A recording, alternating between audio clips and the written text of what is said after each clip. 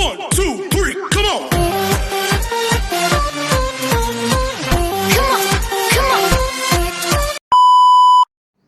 Hello beautiful people! Welcome back to my channel. This is your Mama Sam. Hola mga amigo, amiga, kumare at kumpare. Kamusta kayong lahat? Sana lahat po kayo ay okay at safe ngayong araw na to. At syempre ko ako naman ang tatanungin nyo, nakikita naman ninyo ang beauty ng Mama Sam ninyo. Fresh overload pa rin, di ba? Ganyan talaga kapag umiinom ka ng maraming vitamin C plus kumakain ka ng maraming banana. Dahil sa banana, mas nakakaloka ang ganda ng Mama Sam ninyo. Charot! So, kamusta naman kayong lahat mga amigo, amiga? Sana lahat kayo ay okay na okay ngayong araw ng Sunday. So, happy Sunday sa atin lahat ng bonggang-bongga. And then, of course, sa walang sawang tumatangkilik dito sa Mama Sam Vlog, araw-araw, lagi-lagi, maraming salamat po sa inyong lahat. And then, of course, sa mga bago nating subscribers, hello po sa inyo lahat ng bonggang-bongga. At saka syempre, sa walang sawa at solid na makamamasam talaga na nagbibigay support dito sa channel natin. Kaya naman, shoutout tayo sa mga ilan nating kaibigan. Shoutout kay Bren Baluyot, Dr. Glenn Pascual, Marilyn Lagsa, Jervin and Carlo Magat. Hello sa inyo. Sobrang sweet ng dalawang to.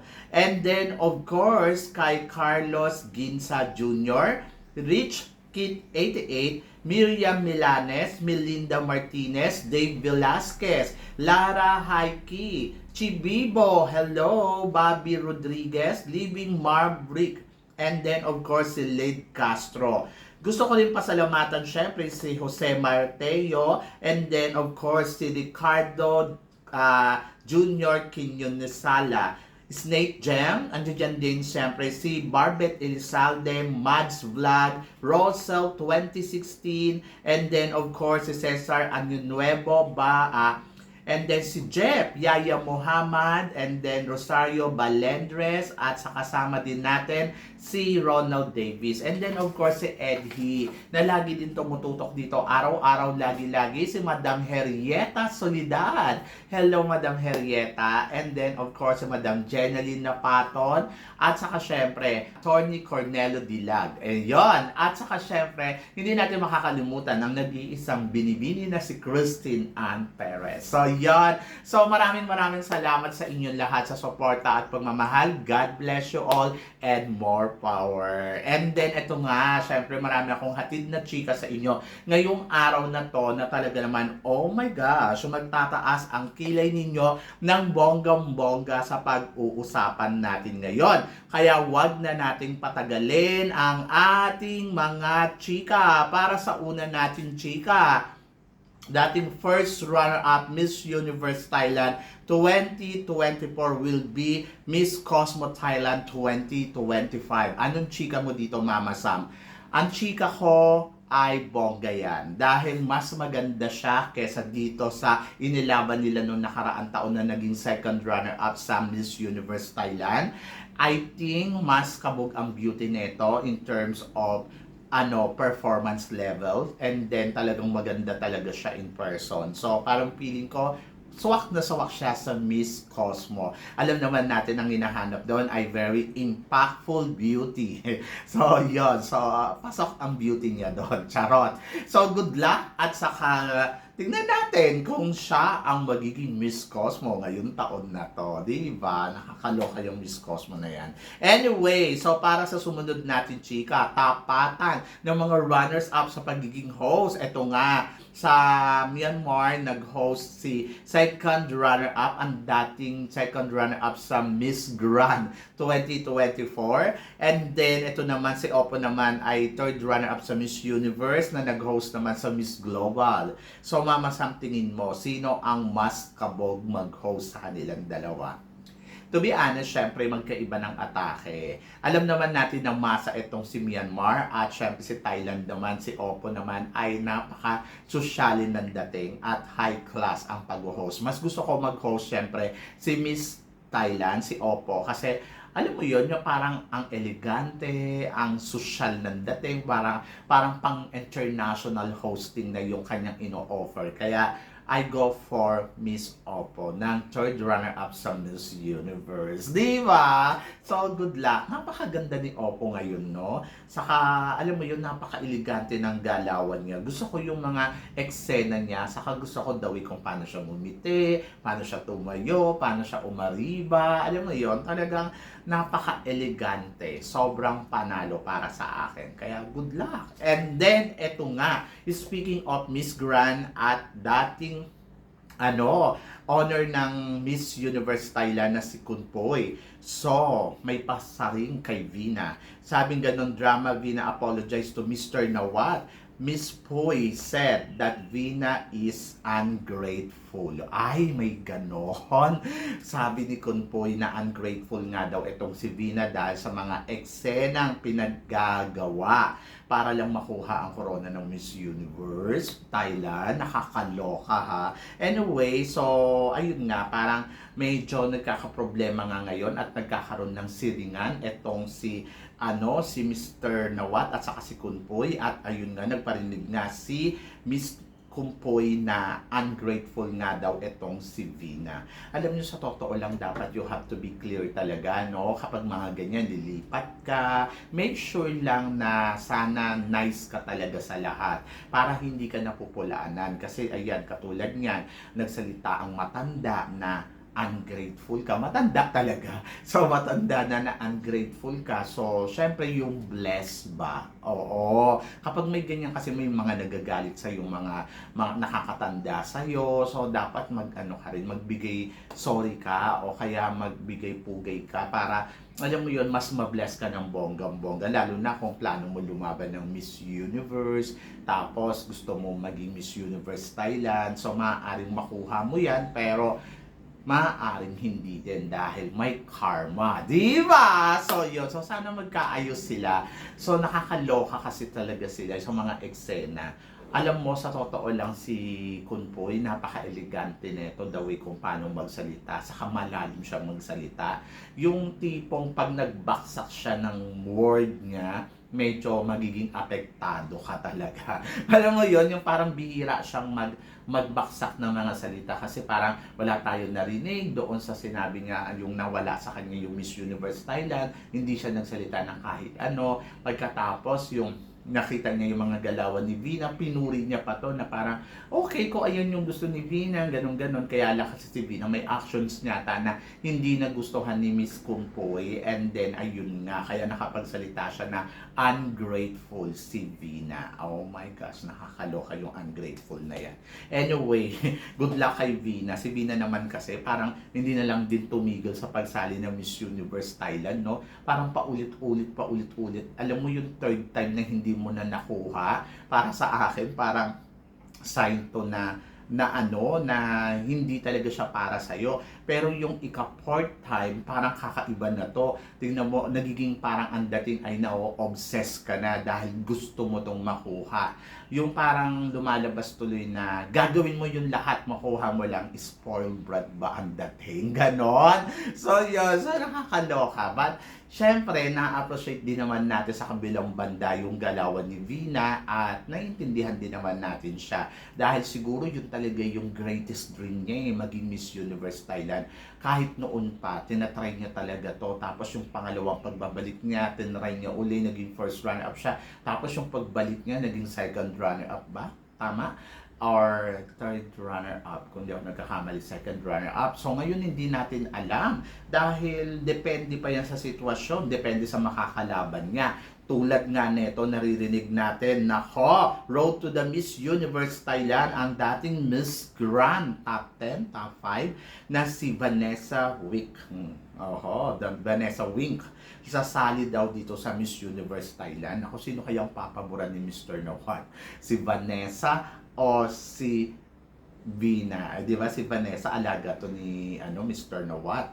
So abangan natin yan kung paano at ito ba ang magiging tinik dito kay Vina sa laban niya sa Miss Universe Thailand. Exciting to. Pero kung ako tatanungin nyo kung talagang sasali si Vina dito at push na push naman yung mga pinagagawa niya, kudos naman doon sa mga naka 13 million siya. So, parang ibigay na lang yung corona. So, yun. So, total, nag-effort naman si Vina. Kaya, bigay nyo na lang, di ba? Para sa ikatutuwa ng lahat. Kasi kung hindi, ay nako, Diyos ko Lord, nakakaloka yan, o, di ba? So, yun. So, good luck kay Vina at good luck sa magiging eksena niya dito sa Miss Universe Thailand. So, I'm so excited for her. Ito kaya maging excited tayo lahat. Tyra Goldman, banta sa mga frontrunner ngayon na lumalahok dito sa Miss Universe Philippines. Anong chika mo dito? To be honest, itong si Tyra Goldman, hindi mo siya masasabing newbies eh. Isa siya sa mga masasabi natin na veterana na kasi lumaban na to ng mutya ng Pilipinas. Hindi siya baguhan na kandidata. Dati na siyang naging mutya ng Pilipinas. And then, ayun, so nandito siya ngayon sa Miss Universe Philippines. Hindi siya nanalo doon sa mutya ng Pilipinas eh. And then, dito, tatry niya yung kanyang galing. Maganda si Tyra Goldman. Sa totoo lang, wala naman akong masabi sa beauty na meron siya. Kahit ako talagang masasabi ko, etong beauty niya, ang lakas maka-top 5. Sa totoo lang. And then, magaling din yung comm skills niya. In fairness naman sa batang to, talagang panalo, kumuda. Ayun lang. So, medyo hindi lang ako convincido sa kanyang mga galawan. Ayun lang talaga yung nagiging problema ko pagdating sa kanya. Pero, overall naman, kapag tinignan mo siya at tansya ko, ay makaka-top 5 ang batang to. So, tingnan natin kung kaya niyang sungkitin yung corona ng Miss Universe. Feeling ko naman kaya niya. Pero nandoon siya sa part na kailangan lang niyang mabuo talaga yung mga sarili niya, mabuo yung mga aspeto na kailangan dito sa Miss Universe Philippines. So, yan. So, good luck. Parang feeling ko isa siya sa mga na napipisil. Ganon! So, good luck kay Tyra Goldman ng Bohol. And then, eto naman, Katrina Ligado. Mama Sam, tingin mo, malapit ba siya sa corona? To be honest, si Katrina Ligado, gusto ko yung atake niya ngayon dito sa Miss Universe. More relax siya, hindi siya yung eksena kung eksena, hindi siya yung talagang gigil na gigil. Kumbaga, nandoon lang siya sa tema na parang go to the flow lang siya. Ang balita ko, gusto daw nito supranational. Oo. So, yon. So, kung magmi-Miss Universe, why not? Diba? Pero kung ipapadala natin siya sa supranational, I think it's a good candidate for our country. O, charot, diba? So, yan. Kasi nga, diba, magaling naman itong si Katrina Ligado in terms of pasarela, orahan, at eksenahan. So, parang feeling ko kayang-kaya niya. Mahalin tulad ko din siya sa katulad ni Antonio Porcel Beauty. Ganon, mga ganon level. Kaya, good luck, di ba? Pero kung mag-Miss Universe Philippines siya, okay din lang naman. Bakit naman hindi? Maganda naman siya. O, di ba?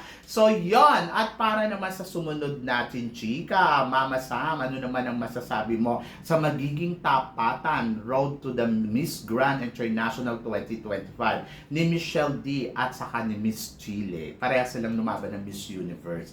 Well, good luck. Maganda din to si Chile at alam natin kung paano to gumalaw o meksena. Medyo nakakatakot kumbaga. Pero syempre naniniwala naman ako kung talagang sasali si Michelle D dito, kakayanin niya ni Michelle D ng bonggang-bongga. At alam naman natin si Michelle D kung paano din gumalaw at kung paano to umeksena. So ako, parang, di pakita na lang nila yung best nila. Di ba? Di bahala na si Mr. Nawat kung saan at sino ang pipiliin niya. Ako, ang nakikita ko lang dito, magiging lamang lang dito si ni Chile, yung beauty na meron siya kasi she look younger. Pero I think kung queenly ang labanan, I think I go for Michelle D pa din. Dahil si Michelle D, talagang masasabi natin, very grand talaga ang eksena nito at ang beauty niya. Di ba? So, yung iba sinasabi na kung di naman pang Miss Grand si Michelle D, sabi mo lang yun. Pag nanalo yan, sasabihin mo, ayan ang sinasabi ko sa iyo, we did it. Di ba? So, yun, nakakaloka. And then, of course, para sa sumunod natin, chika, Mama Sam, ito nga, Winwin Marquez. Grabe ang eksena ngayon dito sa Miss Universe Philippines. Umaarangkada talaga siya ng todo-todo. So, tingin mo, Mama Sam, it's Winwin Marquez. Sa tingin ko, I think, tulad din ng sinabi ko, pwede naman, bakit naman hindi? She's a total package and she's a queen, di ba? Pero, nandoon ako sa part na parang, hindi ako sigurado pa dyan na siya ang mananalo. Kasi nga, tulad na sinabi ko, marami naglalaban-laban, tapos nandyan pa si Atisa Manalo. To be honest, si Atisa Manalo, isa sa mga nakikita ko talagang kokoronahan ngayong taon na to. So, naghihintay tayo ng eksena ng mga kandidata kung mababago ba yung tingin na yon. Kasi iba kasi syempre yung pagbabalik ni ngayon ni Atisa Manalo, maganda yung game niya eh. And then parang nararamdaman ko umaalay talaga sa kanya yung eksena, yung Miss Universe 2025 kasi nga yung aura nakikita natin lumalabas, mas relax siya ngayon. Pero titingnan natin kung hanggang sa dulo ba ay mananatili siyang ganyan, di ba? And then, ito naman si Winwin Marquez. Tulad nga na sinabi ko, kung naghahanap ang Miss Universe Philippines Organization na married woman na ilalaban natin sa Miss Universe, is a perfect for Winwin Marquez talaga. And tingnan natin, kasi malay ninyo siya ang maging Miss Universe Philippines natin. Bakit naman hindi, di ba? But nandoon ako sa go to the flow and laban lang. Ganon! And then, eto nga, Krishnan Gravides, handang-handa na para sa laban niya sa Miss World. So, kahapon nga, umikse na nga sa social media itong si Krishnan Gravides. Talagang nagpasabog ng todo-todo sa kanyang mga photoshoot pagdating dito na pagpo-promote niya bilang kandidata natin sa Miss World. So nakita naman natin yung team, yung content ng kanyang photos ay talagang maala India na. O, di ba? So ako para sa akin, Krishnan Gravides, malakas ba yung laban ni Krishnan Gravides? Oo naman.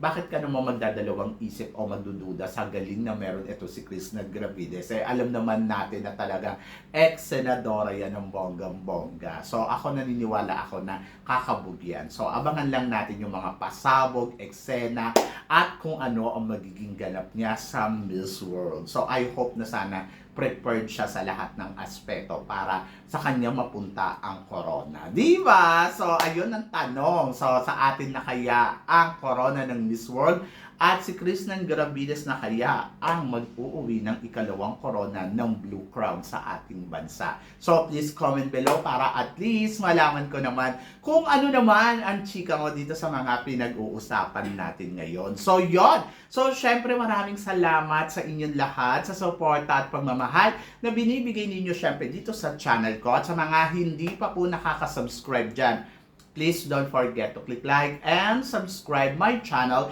At i-click nyo na rin po ang notification bell para more updated kayo. Syempre sa aking mga chika, sabi ng ganun, always keep smiling and laban lang. So guys, hanggang dito na lang. Hanggang sa muli nating chikahan. Paalam. See you tomorrow, guys.